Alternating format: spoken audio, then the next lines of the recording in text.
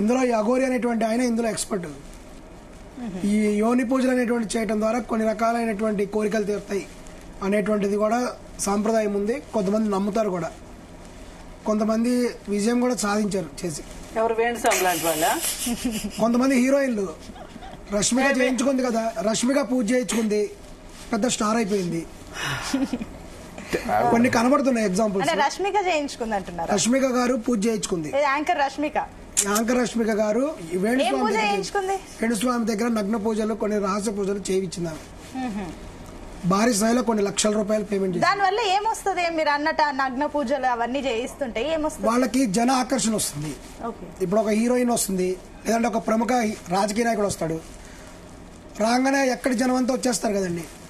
మరి వేరే వాళ్ళు వెళ్తే రారు కదా, వాళ్ళు వెళ్తేనే ఎందుకు వస్తున్నారు? ఒక ఆకర్షణ వస్తుంది వాళ్ళకి. అంటే ఇప్పుడు ఇండస్ట్రీలో ఉన్న వాళ్ళు చాలా మంది చేయించుకుంటారు. అందుకే ఇలాంటి వాళ్ళు ఎక్కువ మంది ఉంటే హ్యాపీగా బాగానే జరుగుతుంది. మేము ఎగ్జాంపుల్ చెప్తాము. మొన్న ఒకళ్ళు ఉన్నారు, దాదాపు 20 ఏళ్ల నుంచి వాళ్ళకి ల్యాండ్ ప్రాబ్లం ఉంది. ఒక పూజ చేయించుకున్నారు, విత్ ఇన్ 10 days లో వాళ్ళ ల్యాండ్ సేల్ అయిపోయింది. 20 years నుంచి ప్రాబ్లం లో ఉన్నది, 10 days లో ప్రాబ్లం సాల్వ్ అయింది. అదే వేణుస్వామి గారు పూజ వల్ల. అదే నమ్మకం అండి, జరిగిన విషయం. ఆయన చచ్చిపోతాడు, పూజ వల్ల జరిగిందా ఇంకో జరిగిందని కాదు. కంటి ముందు కొన్ని లైవ్ ఎగ్జాంపుల్ చెప్తున్నాను నేను. 20 ఏళ్ల నుంచి ల్యాండ్ ప్రాబ్లం ఉంటే కోర్టులో పిచ్చోలా తిరుగుతున్నారు. పూజ చేసుకుంటే 10 days లో సేల్ అయిపోయి వాళ్ళకి కావాల్సిన అమౌంట్ కంటే ఎక్కువ అమౌంట్ వచ్చింది. వాళ్ళు ఉన్నారు. దయచేసి ఎవరు కోర్టులకు వెళ్ళకండి, హాయిగా ఇట్లా హ్యాపీ ఫీల్ అయ్యారు వాళ్ళు. ఇవన్నీ ఉన్నాయి. అంటే ఇప్పుడు మీరు ఇందాక చెప్పారు కదా, ఇలాంటి ఫేమ్ కోసం ఎలాంటి పూజలు చేస్తారు, నగ్న పూజలు కానివ్వండి, ఇవన్నీ మీకు తెలుసా? ఎంతమంది ఇప్పటి వరకు ఎంతమంది చేయించుకున్నారు? వాటి ప్రూఫ్స్ ఉన్నాయన్నారు కాబట్టి మీకు రహస్యంగా జరుగుతాయి.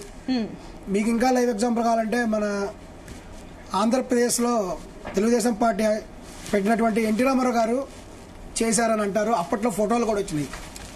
శవ పూజ చేశారంటారు. మై గాడ్, అర్ధరాత్రి 12 గంటలకు శవం మీద కూర్చొని పూజ చేస్తే అధికారం వస్తుంది. అధికారం కోసం, టు బికమ్ ద కింగ్. అప్పట్లో ఫోటోలు వచ్చి చాలా గౌడగౌడ అయింది.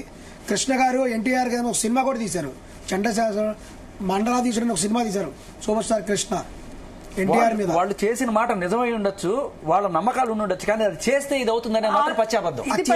సీఎం వ్యతిరేకం, ఇది పూర్తిగా సైన్స్ కి వ్యతిరేకం, వాస్తవానికి వ్యతిరేకం అని కాదు. ఈ పూజ చేసిన తర్వాత he became the chief minister. కాదండి, ఆయన చీఫ్ మినిస్టర్ అవడానికి 294 మంది ఎమ్మెల్యేలు ఆయన గెలిస్తే ఒట్టిగా అవ్వలేదు. మీరు ఇలాంటి ప్రచారం ఉన్నాయండి, ప్రచారం కాదు, ఇట్స్ ఫ్యాక్ట్ ఉన్నాయి. అట్లయితే అఘోరి కరెక్ట్ అంటారు మీరు, అంతేనా? ఇదంతా కాదండి. ఇప్పుడు అఘోరి పూజలు చేసి ఇవన్నీ చేస్తున్నారని చెప్పారు కాబట్టి, ఏంటి నిజంగానే అఘోరికి శక్తులు ఉన్నాయా? మీరు ఏమంటారు దీనిపై? అఘోరికి ఖచ్చితంగా ఏంటంటే, ఆమె గురించి అనాలిసిస్ చేసాం. ఆమె ఏంటంటే, మామూలుగా ఎవరైనా ఎగ్జామ్స్ రాస్తారు కదా, మామూలు స్టూడెంట్స్ ఎగ్జామ్స్ రాస్తారు. కొంతమంది డిస్టింక్షన్ లో పాస్ అవుతారు, కొంతమంది ఫస్ట్ క్లాస్, కొంతమంది సెకండ్ క్లాస్, కొంతమంది థర్డ్ క్లాస్, కొంతమంది ఫెయిల్ అవుతారు. ఇలా ఉంటుంది అనాలిసిస్. అఘోరి ఏంటంటే పూర్తి స్థాయి అఘోరి అవ్వలేదు. ఆమె షీ డిస్కంటిన్యూడ్ హర్ కోర్స్. ఇందులో కూడా పూర్తి స్థాయి అఘోరి కాదు ఆమె.